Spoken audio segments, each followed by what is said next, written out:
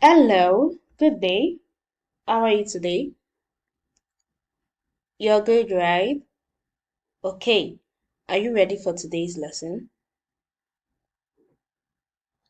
You are? That is good. So today in biology, we're going to be looking at process of development of a zygote in flowering plants. Okay? Our topic for today in biology it's on process of development of a zygote in flowering plants. So are we ready for the lesson? The development of a zygote in flowering plant involves several crucial stages, okay? Starting with the formation of a male and female gametes through the process of meiosis. So first we are going to be looking at the structure of the pollen grain, okay? Structure of the pollen grain. Pollen grains are the male gametophytes in the flowering plants, okay? So the structure of the pollen grain consists of the outer coat. The outer layer of the pollen grain is called the exine. It is a tough and resistant coat made primarily of sporopollen, providing protection to the pollen grain during transportation. Do you understand? The outer layer is called the exine.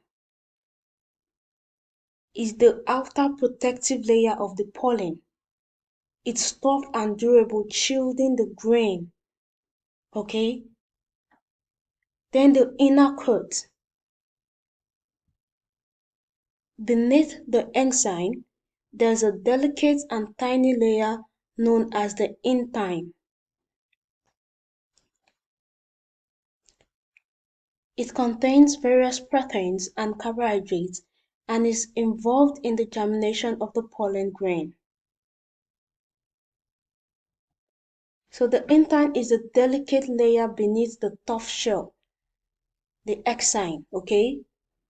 It helps in the pollen grain growth. Do you understand? And then the aperture. Pollen grains often have specific regions called the apertures, where the exine is tinier or absent. Apertures play a crucial role during pollination, allowing the pollen tube to emerge for fertilization. Think of the aperture as tiny doors or openings in the pollen grain, okay? They are like gates for the pollen tube to come out during fertilization. Do you understand that? Good. And then the cytoplasm. The interior of the pollen grain contains cytoplasm, which houses the two male gametes. These sperm cells are essential for fertilization. Okay? And then generative cell and tube cell.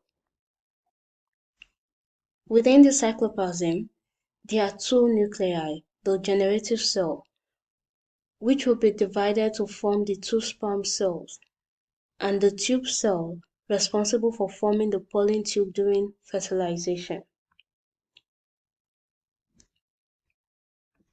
Inside the cytoplasm, there are two important parts.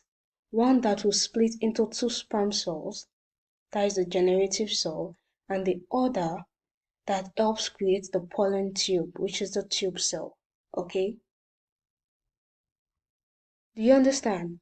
So the pollen grain has a tougher outer layer, a delicate inner layer, some openings, gooey stuff inside, and special parts for fertilization. Okay? So it's like a protective packet with all the necessary ingredients for making plant babies. Do you understand? Good. Next, we're going to be looking at structure of a mature ovule. Structure of a mature ovule. The ovule is the female gametophyte in flowering plants, okay? So we're going to be looking at the structure of a mature ovule. It consists of coat layers. Think of these as protective layers around the ovule, like a shell. They shield the internal parts. The ovule has a protective covering, okay? Picture this as the ovule's outer shell. It safeguards the internal parts.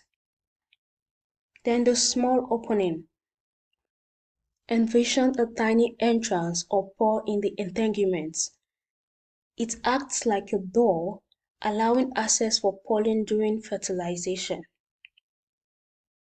Tiny opening. Imagine a small door or opening in the integuments. It's like a gateway for pollen to enter during fertilization. Okay, then the inner chamber. Inside the integuments, there's a special space known as the embryo sac. This is where the female gamete resides. Okay? Inside the integuments, there's a special chamber called the embryo sac. And this is where the female gamete is located. Do you understand? And then the central cell. Within the embryo sac, there's a central cell. This cell plays a vital role in later stages, especially during fertilization. Central cell. So within the embryo sac, there is a central cell. And this cell is important for later stages, especially during fertilization. Okay? Do you understand? So the mature ovule has a protective covering, a small opening for pollen, and a special chamber where the female gamete and a central cell. Do you understand? It's like a tiny, well-protected house for plants' baby making process. Okay, good. We're going to be looking at fertilization in flowering plants. We have looked at the structure of a pollen grain, which is the male gametophyte in a flowering plant, and we have looked at the structure of a mature ovule, which is the female gametophyte in a flowering plant. So we're going to be looking at the fertilization in flowering plants, okay? Fertilization in flowering plants. We're going to simplify it as the process of fertilization in flowering plants. Pollination. Pollen, containing male gametes, land on the stigma of the flower. And then pollen tube growth. A tube grows from the pollen grain down to the ovary, carrying a male gamete. Meeting the egg, the pollen tube reaches the ovule, and one sperm cell fertilizes the egg cell within the ovule. Zygote formation. The fertilized egg becomes a zygote, the first cell of a new plant. Then embryo development. The zygote develops into an embryo within the ovule. Okay, do you understand? Fertilization in flowering plants. Imagine the pollen grain as a tiny traveler, okay? It lands on the stigma, the female part of the flower. And then the pollen grain grows in a tube down to the ovary.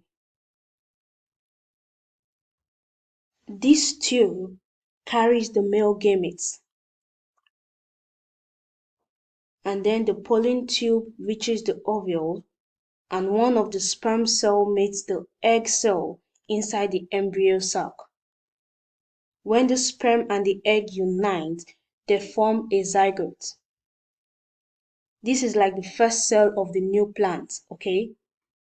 The zygote develops into an embryo within the ovule, starting the growth of a new plant. Do you understand? This process ensures the continuation of plant life. Okay? So you can think of fertilization as a pollen grain journey, a tube connecting to the ovule, a meeting of the sperm and the egg, and the start of a new plant's life. It's like nature's way of creating plant offspring. Do you understand? Good. Now we're going to be looking at the development of an embryo. Development of an embryo. Zygote formation. After fertilization, the egg and the sperm unite to form a zygote, the starting point of the embryo. Okay? Cell division. The zygote undergoes multiple rounds of cell division, creating a cluster of cells that will become the embryo. Differentiation. Cells in the embryo start taking on specific roles, forming different tissues and structures needed for the new plant. After that, organ formation. As development progresses, organs like roots, stems, and leaves begin to take shape within the embryo. And then maturation. The embryo continues to grow and mature, getting ready for the next stage of its life cycle. Okay, do you understand that? Development of an embryo. It starts with a seed, zygote. The embryo begins as a tiny cell formed when a sperm and egg join together. That cell starts dividing, making more cells, creating a bunch. Cells in the bunch start doing different jobs, like becoming roots, some stems, and some leaves. As time goes on, these cells organize themselves into roots, stems, and leaves, the parts a plant needs. And then, growing up, the embryo grows and gets ready to become a young plant. Do you understand that? So you can think of it like starting with a tiny seed, making more cells, getting each cell a role, building plant parts, and growing into a young plant. It's like the plant's way of growing up from a baby stage. Okay? Do you get that?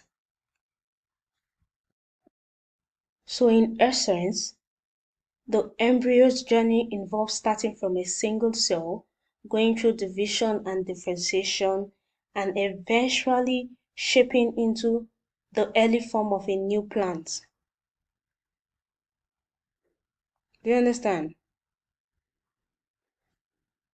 Okay, good. So next we're going to be looking at structure of a seed. Okay? Structure of a seed. Seed coat. Think of it as the seed's protective outer layer, like a tough cotton shield what's inside. The seed has an outer jacket. It protects the inner parts from harm. Okay? Then the embryo. Inside the seed coat is the embryo, which is the tiny, undeveloped plant waiting to grow. So inside the seed coat, there's a tiny plant baby called the embryo. It's the starting point for the new plant. Do you understand? And then the cotyledons. These are like the seed's energy packets, storing food for the growing plant. They provide the initial nourishment. Okay? These are like the seed's lunch boxes. They store food that the baby plant will use as it starts to grow. And the endosperm, another source of stored food within the seed, ensuring extra nutrition for the developing plant. Do you understand that?